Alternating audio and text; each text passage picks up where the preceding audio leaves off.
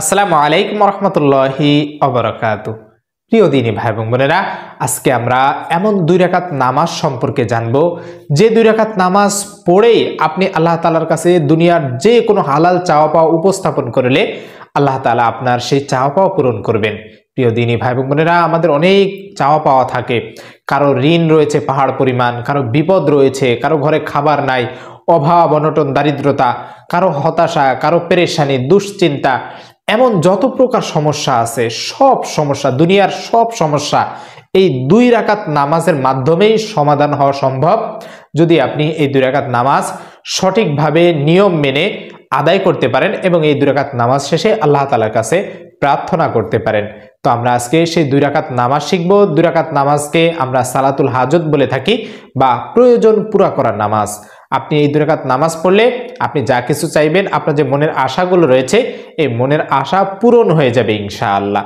প্রিয় দিনী ভাই এবং বোনেরা, ধৈর্য ধরে সম্পূর্ণ ভিডিওটি দেখুন। এই 2 রাকাত নামাজ খুব সহজে শিখতে পারবেন, আমি প্র্যাকটিক্যালি দেখিয়ে দিব। পাশাপাশি আমাদের এই চ্যানেলটি সাবস্ক্রাইব করে দিবেন যাতে করে সবার আগে আমাদের ভিডিওগুলো আপনার কাছে পৌঁছে যায়, এবং ভিডিওটি শেয়ার করে দিবেন আপনার মাধ্যমে অন্যরাও যাতে দেখে আমল করতে পারে। প্রিয় দিনী ভাই এবং বোনেরা, এই সালাতুল হাজত পড়ার জন্য আপনার প্রথমে নিয়তকে শুদ্ধ করতে হবে। আপনি যখন নামাজে দাঁড়াবেন তখন নিয়ত এইভাবে করবেন যে আমি 2 রাকাত সালাতুল হাজত আদায় করতেছি বা প্রয়োজন পুরা করার নামাজ আদায় করতেছি। এই 2 রাকাত নামাজের যে নিয়তটা রয়েছে এই নিয়তটা আপনার অন্তর দিয়ে সংকল্প বা ইচ্ছা করলেই যথেষ্ট হয়ে যাবে। আপনার মুখ দিয়ে পড়তে হবে বিষয়টি এমন নয়, অন্তর দিয়ে বললেই যথেষ্ট। এরপরে আপনি 3 সময় বাদে বাকি যে কোনো সময় এই নামাজ পড়তে পারবেন। 3 সময় হচ্ছে যখন সূর্য উদিত হয়, ওঠে, এবং সূর্য যখন অস্তে যায়, ডুবে যায়। এরপরে যখন সূর্য ঠিক মাথা বরাবর থাকে, এই 3 সময়, সূর্য ওঠার সময়, সূর্য ডুবার সময় আর সূর্য ঠিক মাথা বরাবর থাকে, এই 3 সময় ব্যতীত, এই 3 সময় হচ্ছে হারাম ওয়াক্ত, এই 3 সময় ব্যতীত বাকি এই 2 রাকাত নামাজ যে কোনো সময় পড়তে পারেন। তো এই 2 রাকাত নামাজের জন্য আপনি নিয়ত এভাবে করে এরপরে আল্লাহু আকবার বলে তাকবীর বলে হাত বাঁধবেন।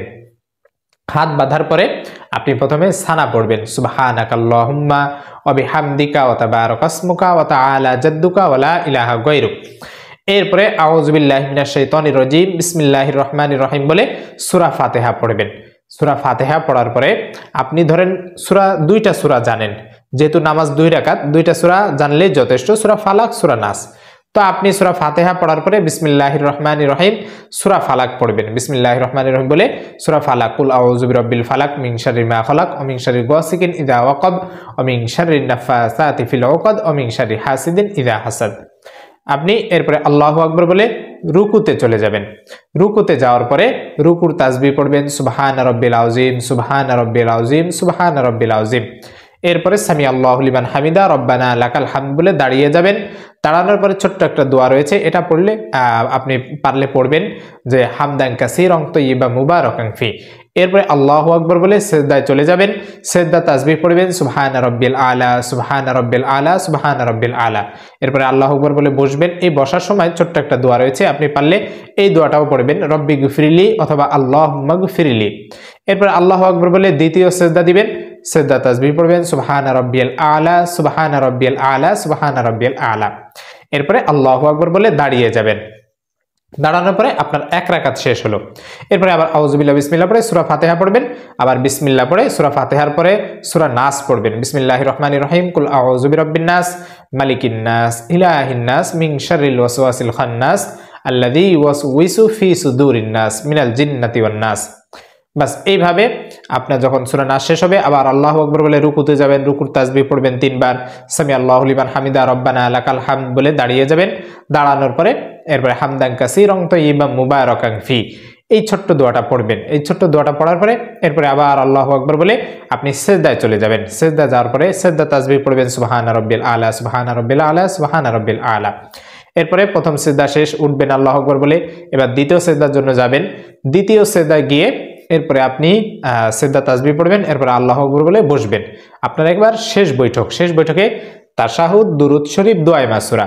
তো তাশাহুদ আপনি এইভাবে পড়বেন, আত-তাহিয়াতু লিল্লাহি ওয়াস-সালাওয়াতু ওয়াত-তাইয়্যিবাত, আসসালামু আলাইকা আইয়ুহান নাবিয়্যু ওয়া রাহমাতুল্লাহি ওয়া বারাকাতুহু, আসসালামু আলাইনা ওয়া আলা ইবাদিল্লাহিস সালিহিন, আশহাদু আল্লা ইলাহা ইল্লাল্লাহু ওয়া আশহাদু আন্না মুহাম্মাদান আবদুহু ওয়া রাসূলুহু।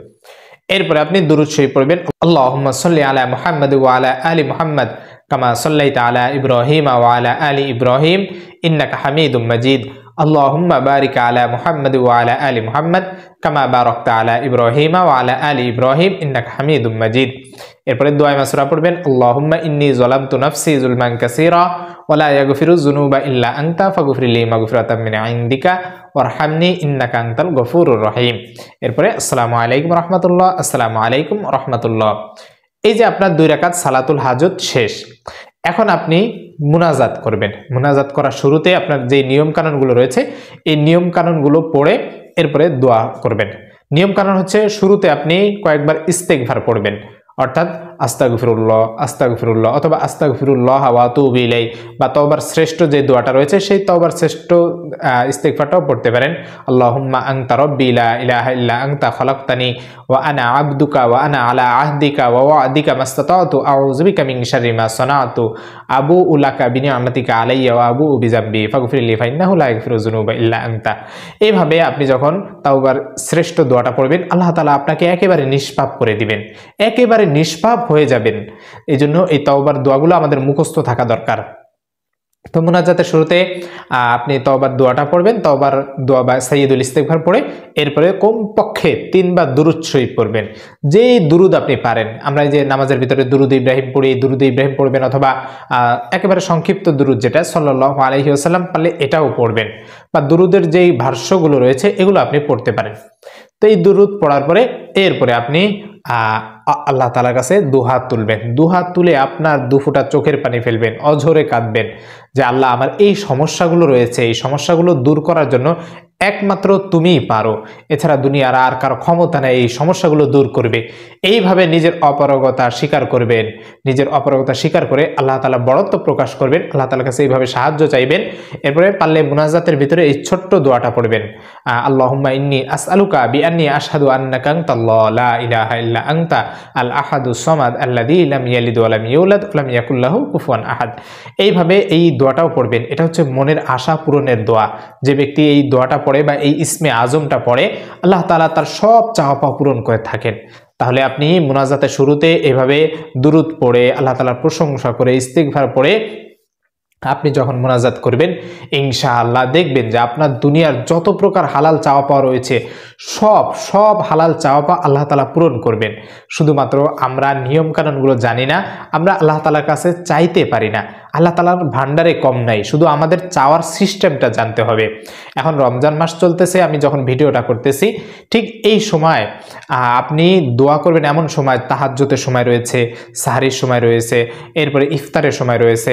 আপনি এই সময়গুলোতে দোয়া করতে পারেন। যখন ইফতার সামনে থাকবে ওই মুহূর্তে দোয়া করলে কিন্তু আল্লাহ তাআলা কবুল করেন।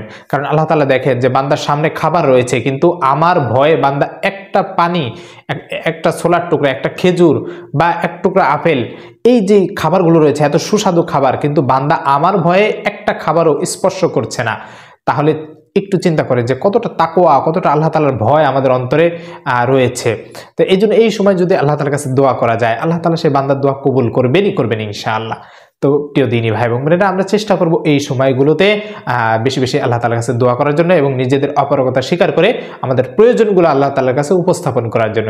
ইনশাআল্লাহ এই সালাতুল হাজতের মাধ্যমে আল্লাহ তাআলা আমাদের সকল চাওয়া পাওয়া মনের আশাগুলো পূরণ করবেন। আল্লাহ তাআলা আমাদের সকলের মনের নেক আশাগুলো পূরণ করে দিন। আমিন ওয়া আখির দাওয়ানা আলহামদুলিল্লাহি রাব্বিল আলামিন। আসসালামু আলাইকুম ওয়া রাহমাতুল্লাহি ওয়া বারাকাতুহু।